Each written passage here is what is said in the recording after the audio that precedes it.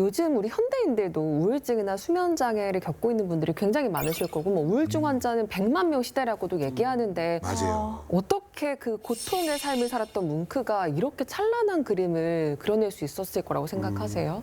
고통의 시간이 깊으면 깊을수록 예술가들은 더 뭔가 예술적 영감들이 올라오는 것 같은데 거기서 어떻게 헤쳐나오느냐, 빠져나오느냐, 작품으로 승화시키느냐 이게 문제인 것 같아요.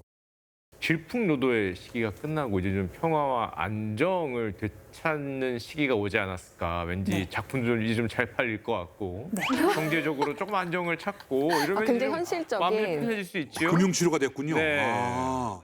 뭉크는 자신의 그림에 그 누구보다 솔직하게 자신의 나약한 모습을 그려 넣었는데요. 뭉크의 작품은 곧 그의 그림 일기예요. 그래서 뭉크의 작품의 이런 삶을 우리는 생애 프리즈라고 부르는데요. 30여 년에 걸쳐서 계속해서 변화되고 수정되고 보완되는 뭉크만의 독특한 전시 방법입니다.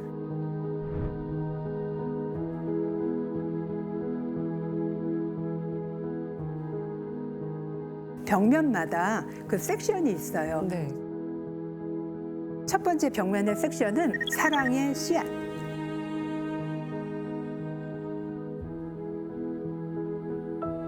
두 번째 벽면은 그 사랑의 씨앗이 발화되고 그다음에 그것이 점점 소멸해 가는 과정이고요.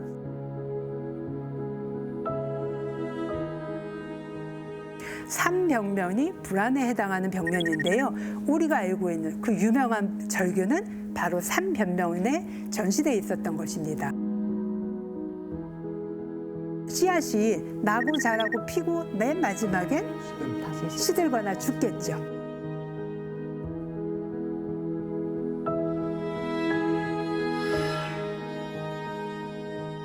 뭉크는 생애 프리즈를 삶, 사랑, 죽음에 관한 시라고 정의를 했고 뭉크의 상처, 불안, 공포, 외로움 이 모든 걸 뭉크 자신의 작품이지만 사실 우리 모두가 공감하게 되는 거죠.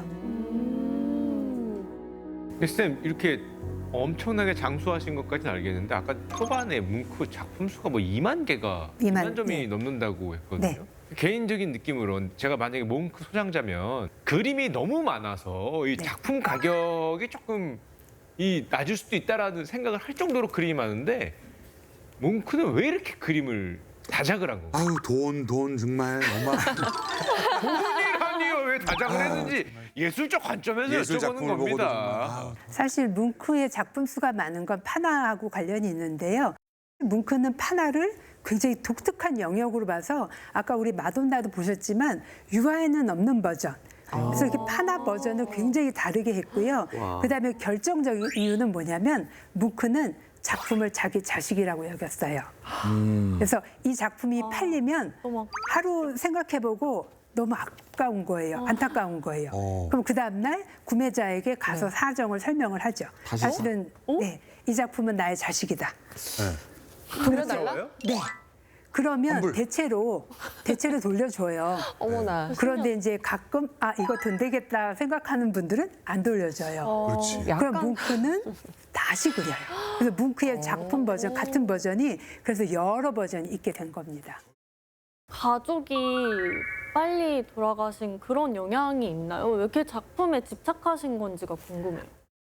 아마 그랬던 것 같습니다. 왜냐하면 뭉크는 사실 5살에 엄마하고 헤어지게 되잖아요. 사실 그 시기에 아이들이 겪는 게 분리불안이라고 하는 건데요.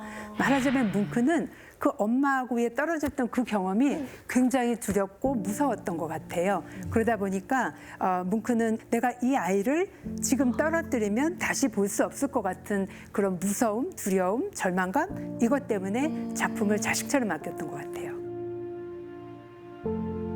그 대표적인 사례가 병든 아이라고 하는 작품인데 한번 네. 같이 살펴보도록 하겠습니다. 어머.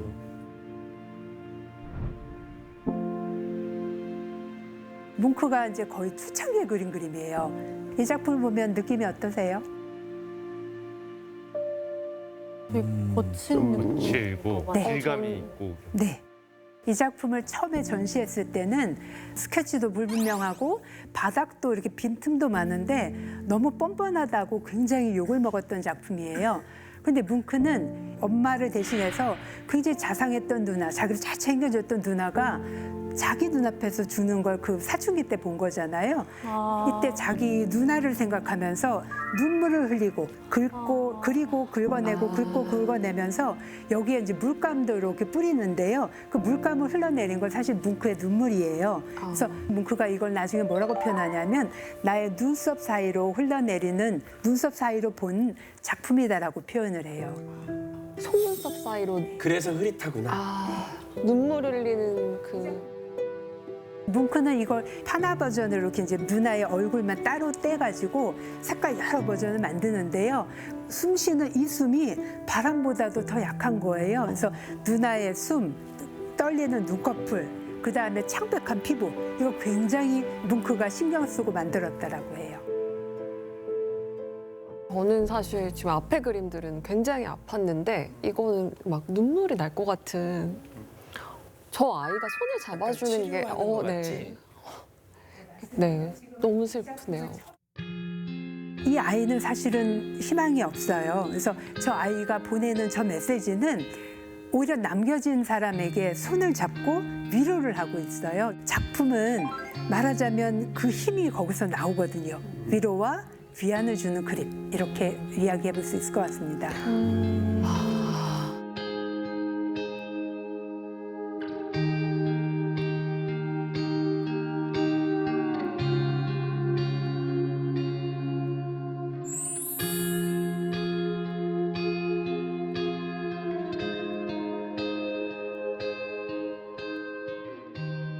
그 고통스러웠던 뭉크를 살게 한 게 가족이나 뭐 연인의 사랑이 아니라 자신의 정말 그 밑바닥의 감정을 드러내고 그리고 네. 그걸 그려낸 그림이었던 것 같아요. 네. 뭉크 예술의 힘은 사실 굉장히 꺼내놓기 어려운 이야기였고 아픈 이야기인데 그걸 여러 번 반복하면서 그 작품을 감상하는 사람들도 이 작품을 보면서 용기와 치유를 받게 됩니다. 그리고 그 불안과 고통만을 그리던 뭉크가 이제 밝은 세상에 대한 기대감을 내비치는데요. 작품이 바로 지금 보시는 이 작품입니다. 환해졌어요. 이거 절규 그리는 화가 작품이라고 사실 알 수 있을까요? 이 작품이 아까 전에 그 노르웨이 지페에 있던 그 작품이죠? 네, 맞습니다. 예.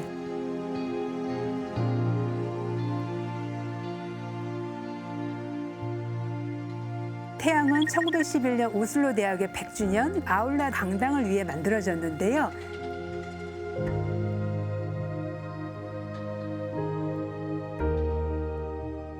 사실 노르웨이는 1905년도에 독립해서 뭉크가 태양을 그릴 당시에는 사실 신생국이었어요. 그래서 뭉크의 태양은 어둠을 깨고 그 다음에 계몽과 희망의 상징으로서 앞으로 새로운 시대를 살아갈 젊은이들에게 밝은 미래가 있다는 걸 보여주려고 했던 작품이죠. 진짜 에너지가 막 느껴지네요.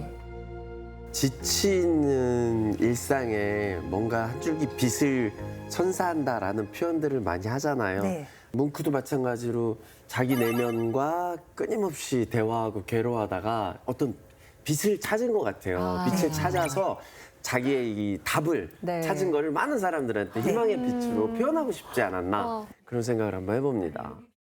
뭉크는 말년에 노화와 죽음이라는 주제를 받아들이며 마지막 순간까지도 계속해서 예술 활동을 이어가는데요. 자화상들을 통해서 그동안 자신을 괴롭혀왔던 불안과 공포, 그다음에 두려움의 근원을 극복했음을 보여줘요. 그러면 한번 살펴보도록 할까요? 어머. 우와.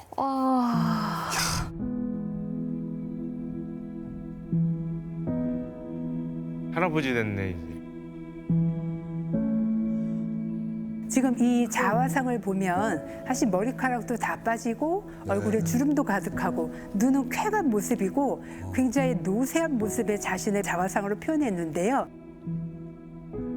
여기서 사실 두드러지게 보이는 건 뭉크 옆에 있는 그림자예요. 네. 앞서 본 그림자는 굉장히 검게 표현돼 있고 그 다음에 아주 크게 표현돼 있어요. 그런데 이 작품에서는 그림자 색깔도 옅어지면서 이제 더 이상 나는 두려움에 불안에 굴복하지 않겠다라고 하는 게 이 작품에서 드러나죠.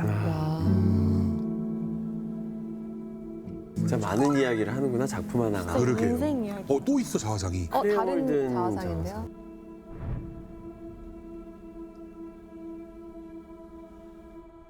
크레용을 든 자화상인데요. 뭉크는 사망하기 1년 전에 자신의 모습을 이렇게 그렸습니다. 이건 또 디테일하게 잘 그렸네 또. 보통 연극 배우들은 연극 무대에서 죽는 걸 최고의 죽음으로 꼽잖아요. 그렇다면 화가라는 사람은 그림을 창조하는 순간 네. 죽음을 맞는 걸 가장 좋은 혹은 가장 바라는 죽음을 여길 텐데 뭉크는 그림을 통해서 모두 다 극복하고 치유받았구나 라고 하는 걸 읽을 수가 있습니다. 저는 오늘 뭉크의 그림 그리고 인생 이야기를 들으면서 지금도 많은 고민을 하고 있는 저 같은 사람 또는 이제 현대인 분들이 되게 위로를 많이 받았을 것 같다. 선물 같은 시간이다라는 생각이 많이 들었거든요. 20살의 뭉크가 굉장한 불안한 시선과 긴장된 얼굴로 인생을 물었죠. 그랬을 때 80세의 뭉크가 이렇게 답을 했습니다. 역경이 많았지만 그래도 세상은 살만한 곳이었다 라고 말하는 것 같습니다.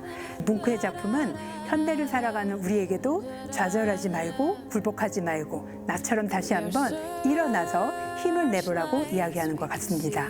뭉크는 이런 말을 남겼어요. 나의 그림은 자발적인 고백이며 이기적인 동기에서 출발한 것이다. 하지만 그것이 다른 이들에게도 도움이 될 수 있기를 간절히 바란다.